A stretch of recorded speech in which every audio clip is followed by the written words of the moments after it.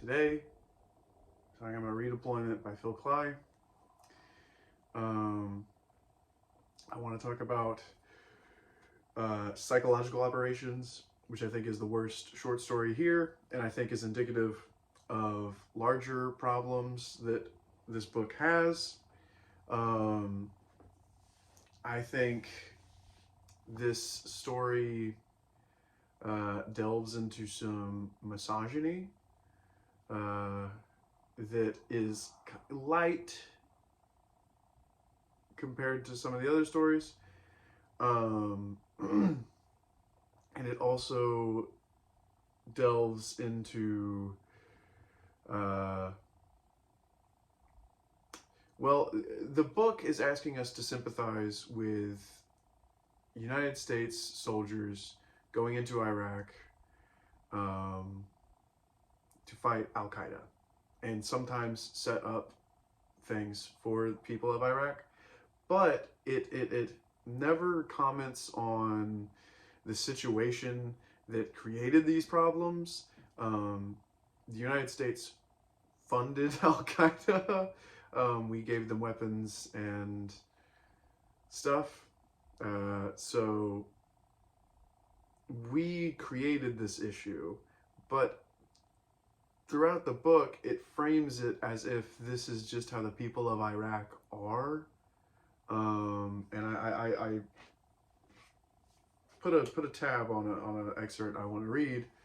This is from Prayer in the Furnace, page 133. It says, "What do we do?" Halpert was saying to the loose assembly of 2nd platoon members.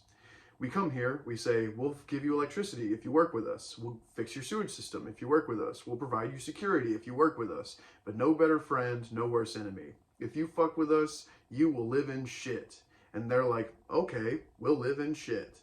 He pointed off to the direction of the city, then swatted his hand as if at an insect. "Fuck them," he said. And that's not the only time we get that kind of sentiment within this narrative. I know I said I don't want to talk about psychological operations. I'm putting that on the back burner for the second because I also wanted to talk about, and I'm blanking on what the name of this one is that I wanted to talk about, but it's when the guy that's trying to set up the water pumping system, and there's a translator that they call Professor in that story, who is pretty much the only character who is a civilian of Iraq that we get in this entire book. But he is fully a caricature.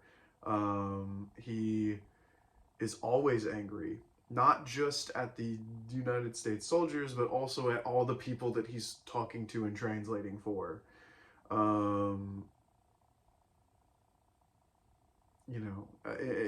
We never actually get a good look at the people of Iraq.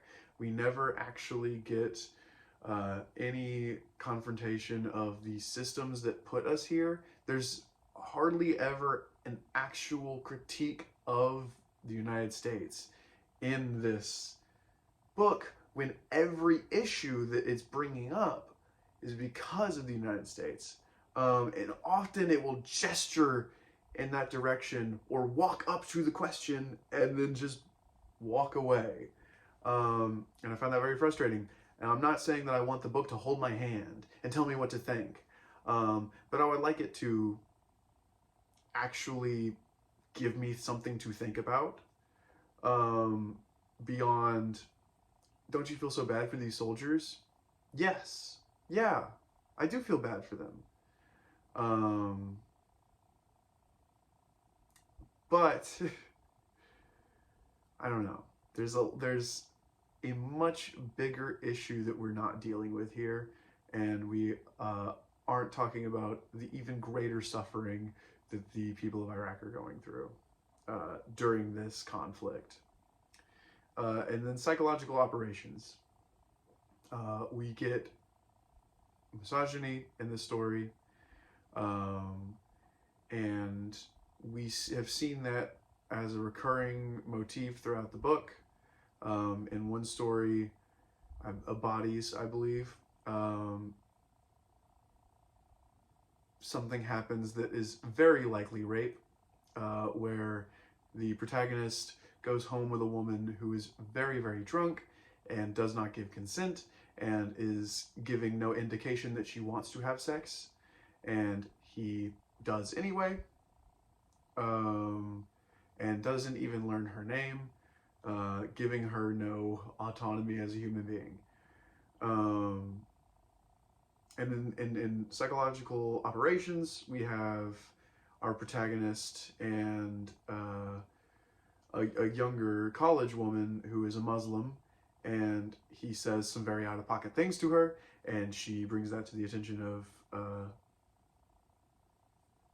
the school as a form of harassment, and he spins some BS, which he tells us is BS. It is very obviously BS, and she should know it's BS because we've been told that she's quite intelligent and quick-witted in the narrative. But then when she's actually given a chance to do something that is quick-witted, smart, she doesn't. She doesn't recognize that he's being untruthful when it's very obvious because he's lying about things that she said, which she should probably remember. And after his comment of killing Muslims gets me into heaven, he invites her to his house alone, and she's like, sure, why not? Yeah, I'll go. That's crazy. It's a very contrived, poorly written short story.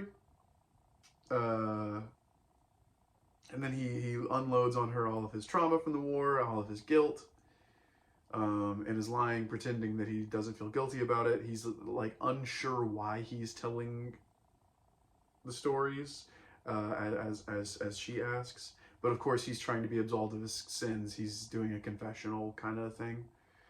And she says, it's okay. I'll be back. We'll talk more about this. What? Anyway, I guess my hot take ultimately boils down to, this isn't a good book.